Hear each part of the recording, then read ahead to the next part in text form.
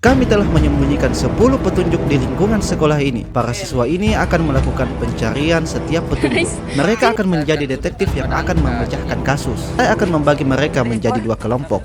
Kelompok pertama akan memecahkan kasus orang hilang, dan kelompok kedua akan memecahkan kasus pembunuhan. Kasus pertama memiliki narasi. Seorang ibu melaporkan telah kehilangan anaknya beberapa waktu lalu. Ia sangat sedih akan kejadian tersebut. Bagaimana tidak, anak sematawayangnya sudah berhari-hari tidak kembali. Masyarakat telah beramai-ramai mencari selama seminggu terakhir, tapi yang didapat hanya letih dan harapan yang terus mengambang. Hingga pada suatu hari, seorang anak bermain dan menemukan petunjuk di mana anak itu berada. Kemudian kasus kedua, jasad seorang remaja dengan luka di beberapa bagian tubuh. Petugas telah melakukan penyelidikan beberapa hari terakhir, tapi belum menemui titik terang.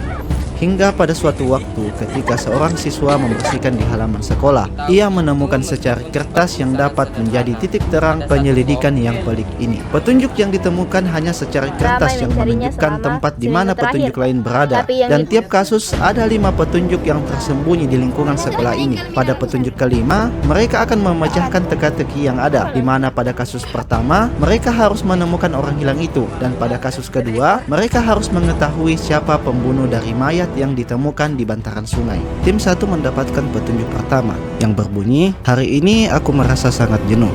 Dunia ini seperti terjepit di hatiku. Entah kenapa aku hanya ingin duduk di sini. Tempat ini tidak memiliki kursi. Aku hanya duduk sendiri di sini, di akar pohon mangga. Aku duduk menghadap ke kantor sekolah. Di sisi kiri kananku terdapat 2 bonggol pohon yang kering." Jam 12:21. Tim 2 mendapatkan petunjuk pertama yang berbunyi, "Aku teringat masa-masa bersamanya.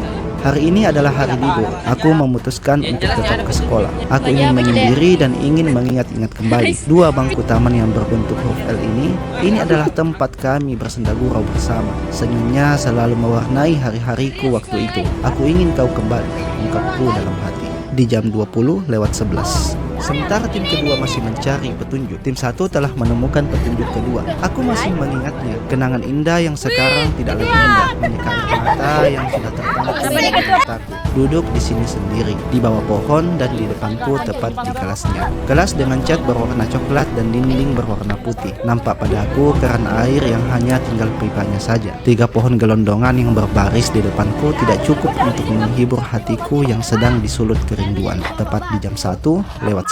Setelah pencarian yang cukup lama, tim 2 juga menemukan petunjuk 2 yang berbunyi, "Tempat ternyaman, tempat di mana kumpulan buku berada. Tapi aku lebih suka berada di terasnya, memandangi 2 tiang yang disatukan oleh net. Senyummu yang terus terkembang mewarnai hari-hariku di sekolah ini." Di jam 1:14. Tim 1 mendapatkan petunjuk ketiga. "Aku tak mengerti mengapa hidup ini seperti hanya tentang pohon. Mereka berkata, biru adalah warna ketenangan.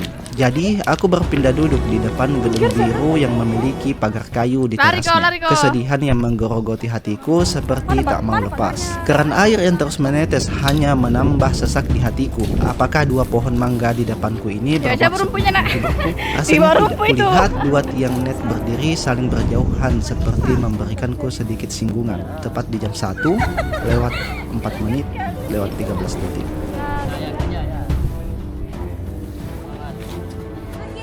Tidak lama setelah mendapatkan petunjuk kedua, tim 2 kembali mendapatkan petunjuk ketiga yang berbunyi, "Aku selalu menunggumu di sini setiap jam istirahat di depan gedung biru di bangku beton. Beberapa pohon bunga asoka menjadi saksi kisah indah itu. Aku tak ingin melupakan seperti keran yang melepaskan airnya, atau seperti daun yang lepas dari pohonnya karena tiupan angin. Aku selalu ingin berkata, daun yang jatuh tidak pernah membenci angin. Seperti dapat." Di jam 5:13. Petunjuk keempat ditemukan.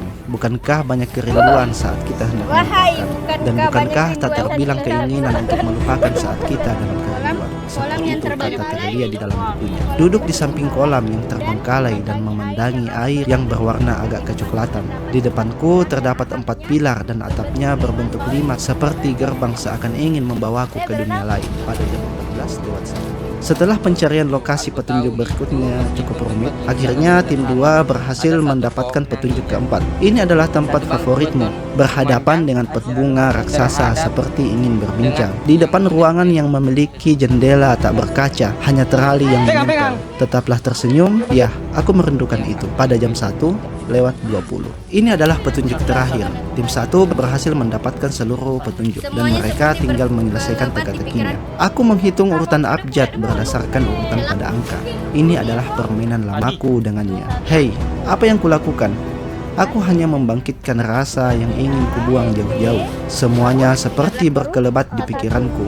Kenangan bersamanya, seakan aku hanya ingin berkata, hidup ini hanya tentang. Berdasarkan urutan pada angka. Hampir bersamaan dengan tim 1 mendapatkan petunjuk terakhir, tim 2 juga mendapatkan petunjuknya. Aku menghitung urutan abjad berdasarkan urutan pada angka. Ini adalah permainan lamaku denganmu. Aku sangat menyukainya karena kau menyukai itu. Aku akan tetap menantimu dengan sepenuh hati dan sepenuh rindu. Kedua tim telah sampai di tahap memecahkan teka-teki yang ada. Kunci dari teka-teki ini ada pada setiap petunjuk, dan cluenya ada pada petunjuk kelima. Kalau saja ada satu petunjuk saja yang hilang, mereka tidak akan bisa menyelesaikan kasus ini. Sepertinya tim 1 telah menemukan jawabannya. Tidak lama berselang, tim 2 juga telah menemukan jawabannya.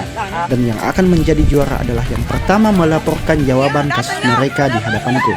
Ternyata yang pertama melaporkan kasusnya adalah tim 1. Nah, jadi kasus 1 itu, iya, jasadnya itu berada dalam lautan. Kemudian kasus 2, pelakunya adalah sendiri. Selamat yang 1.